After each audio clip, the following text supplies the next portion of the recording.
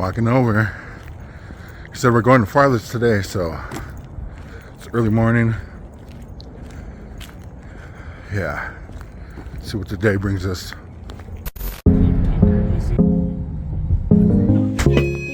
What's that?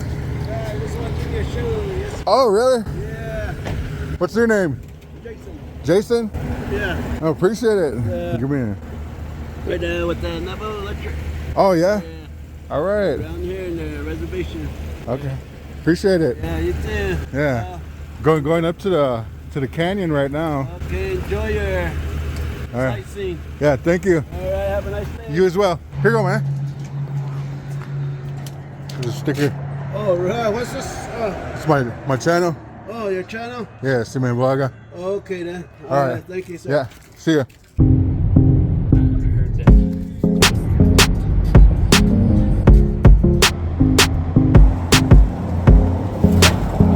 Me and Stickerchief here at Canyon de Chelly. I think it's on all exotic. Chelly. We're going on a Jeep tour. Getting hooked up with a Jeep tour. Do you remember Autumn? Hi. Hello. You still have your cool sticker?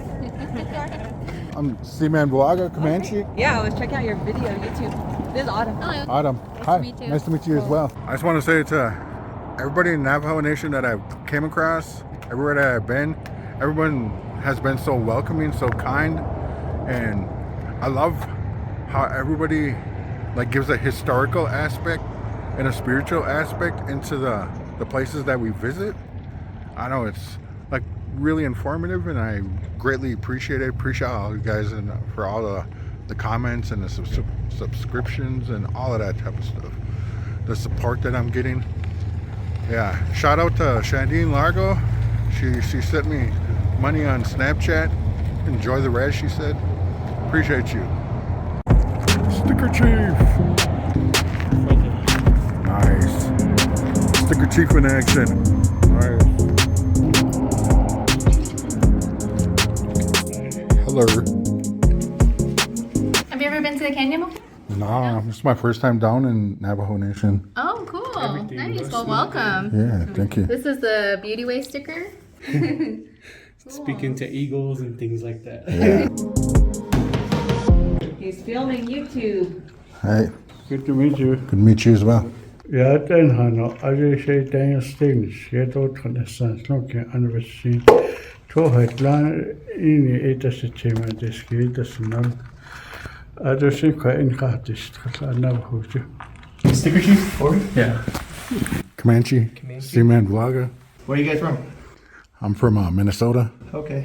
First time here to Canyon to share? Yeah, first time to Navajo Nation at all. Nice. Excellent. Excellent. Well, welcome. This is Bucky.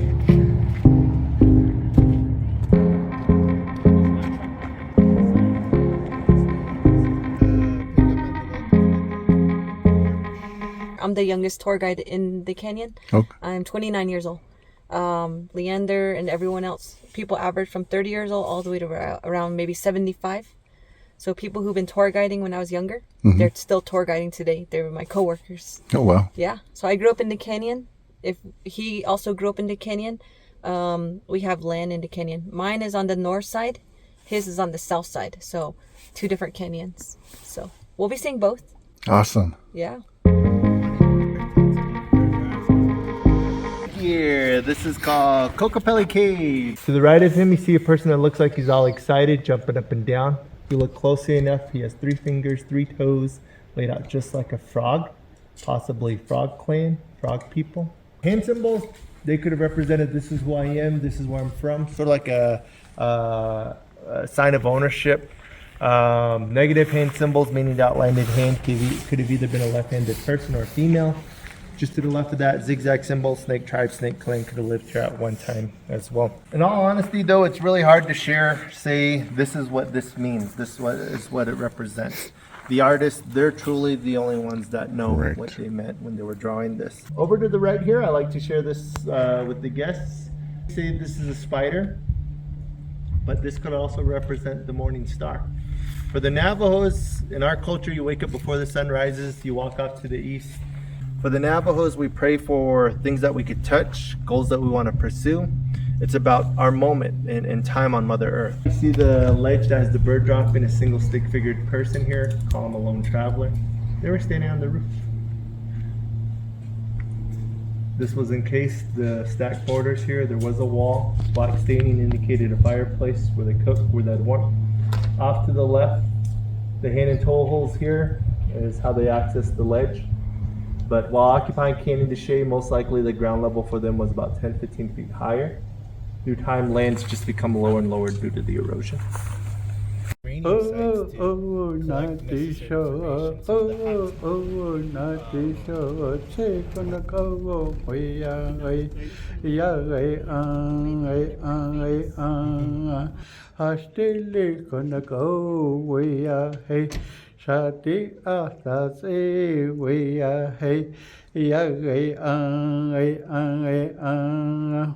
So this is actually going to be called Petroglyph. It's actually going to be more of the carvings here on the rocks. Do you guys see? Yeah. So the carvings, actually a lot of different carvings done by the Hopi tribe. If you see all along here, it's all different types of carvings all the way on this side as well. These are called petroglyphs, which are actually carvings that are done into the wall. And these are done by the Hopi tribe. So the first people who lived here a long time ago were the Anasazi people, also known as the ancestral Pueblos, ancient people, a long time ago. And then the Hopi people came in, and then the Navajos. Navajos, we still live here. We do have land. My family, we still have land. So you'll be meeting more Navajo people through the canyon. So 3 different tribes that lived in Canyon de Chelly. Right over here, I'm going to be talking about these carvings. The carvings were actually done by, are you guys familiar with petrified wood? Yes. So petrified wood, it's actually carved in. So these two is 2 Navajo people on horses chasing a deer. So the reason why they're chasing the deer was they would chase it into a box canyon.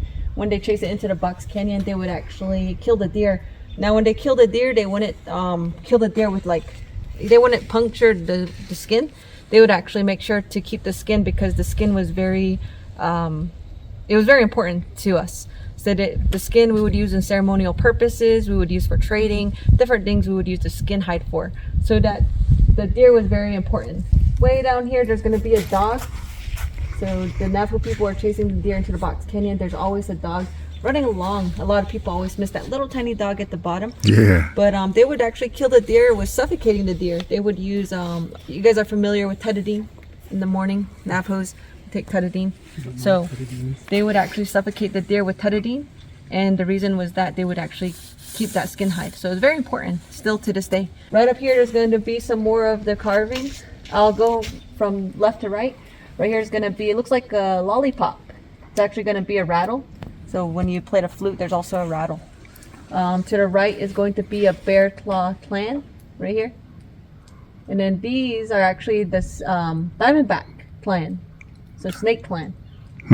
So in the Hopi tribe, there's a lot of, they affiliate a lot with snakes. The snake dance in 1946 was actually, they would do snake dancing. They would put the snake around their head and then they would dance. And the reason they would do that was to connect with the spirit world to request for rain. So it's very dry, usually when it doesn't snow or rain. So a lot of times connecting with the spirit world, playing the flute, helps bring the rain to the Navajo people, even throughout the whole reservation. It's actually carved right here. This across is the snake. This squiggly lines is actually dancing. And then this is a person. So they're doing the snake dance. If you look it up on Google, it'll show 1946 snake dancers. Right up here is going to be the first Spaniard who came in. And then we do see some pottery right here. And then we do also see to the right, these are actually horses. This is a figure 8. Some people say it's actually winter solstice, different things. Or summer solstice, if you watch the sun throughout the whole summer, it makes a figure 8. So one more thing I want to talk about is here. This is actually, if you zoom in, it's pretty nice. Very, very light. This is actually a lady. She's pregnant. You see to her stomach. Her hands are up. So she actually has a sash belt wrapped around. So a long time ago, still to this day, very traditional people, they put the sash belt around. A long time ago, they used to put it around a tree And then when they actually have birth, like when they're giving birth to the child, they would actually pull the sash belt, so it would actually have the child come out naturally. So still to this day, some people still do this. I know some ladies still do that still to this day. See, I never knew that's what the sash belt was for. Yeah. Yeah, now it makes sense to me. Yeah, and it's cool because a lot of these carvings, drawings throughout the canyon, they actually tell us a story. So it's never too late to learn the history. Like I said, I've been learning for almost a whole year now. This line right across is actually where the land was at one time. So the land was higher, where they actually did do these carvings first. If you look above that line, you see these very light. They're very, very light. There's some more up here. These two are actually holding hands. It could be like a friendship, kinship. There's some more figures up all the way. So these were actually done by the ancestral Pueblos a long, long time ago. Amazing. Yeah. Canyon de Chelly estimated 250 million years old. Before then, this was all sand dune. Got my tobacco. Give to the spirits for all the teachings that I'm getting today and this whole time. Yalla yalla ay yalla yalla yalla way ay hey ya hey hey hey ya in ya hey ya na hey yalla yalla yalla way ay yalla yalla way ay hey ya hey hey ya in ya. So the black streaks coming down the canyon wall is called desert varnish. After it rains, it pretty much goes down the same pattern as the black streak. A lot of the older people, my grandparents, they would often refer to it as Mother Earth's hair. So nice thing to call it. Yeah. Navajo, in our culture, we put gender to things, to objects. We have the male rain, the female rain. The male rain is when it's pouring, thunderstorm, lightning. The female rain is when it's sprinkling, gentle. It's much like your mother. Nice. Masculine and feminine. Correct. Yeah. Nurturing. So the female rain, when it's sprinkling and there's a bit of trickle and there's waterfall, they say wash your hair under that. That'll cause you to have long black hair.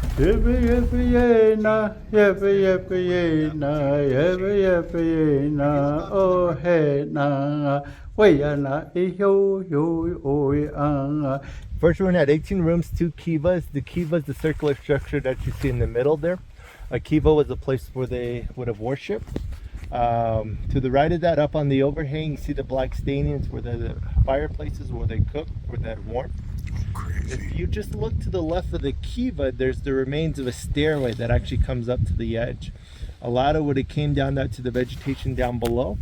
Go to the left where the vegetation ends. There's actually a slight slope in the canyon wall there. They carve hand and tools into the wall to help them climb up. Ground level for the Anasazi was about 10-15 feet higher. Still quite a distance for them to climb up. So another thing that played a big role in how they got up there was their height. On average, these people are only 4 feet 9. Made them agile, skillful climbers. Age limit was also quite short. I used to say it was from 40 to 60 years old, but in the book, Craig Child's House of Rain, he says that the average lifespan of these people was 27 years old. Oh, wow. And it was actually due to the food they were creating. Oh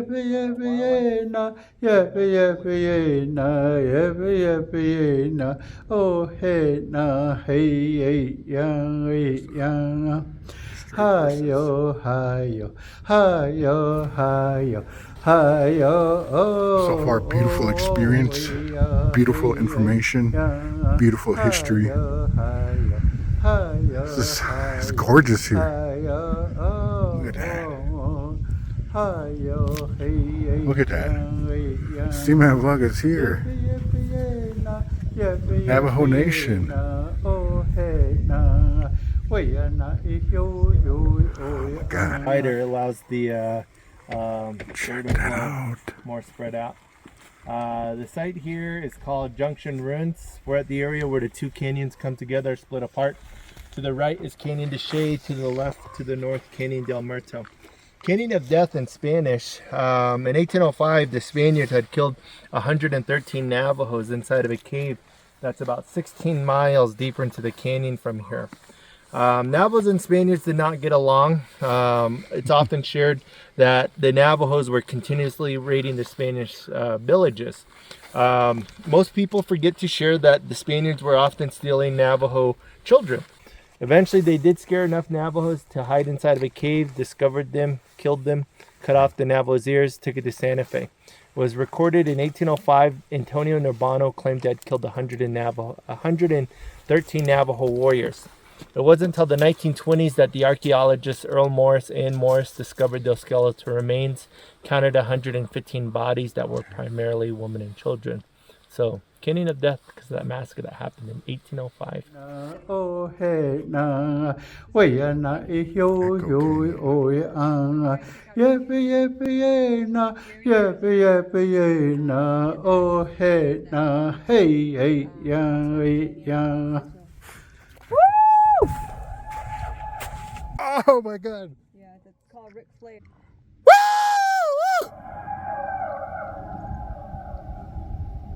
Oh my God.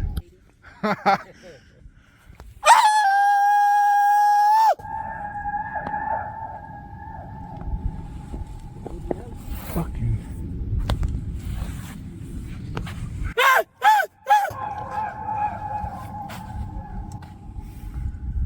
Echo Canyon. This is crazy. We do our prayers, our offerings. After we do that, we're supposed to run in the east direction. As you run in the east direction, the sun rises, it touches your skin. You're supposed to greet the sun with a yell. So normally in the morning, this is what I would do. Woo!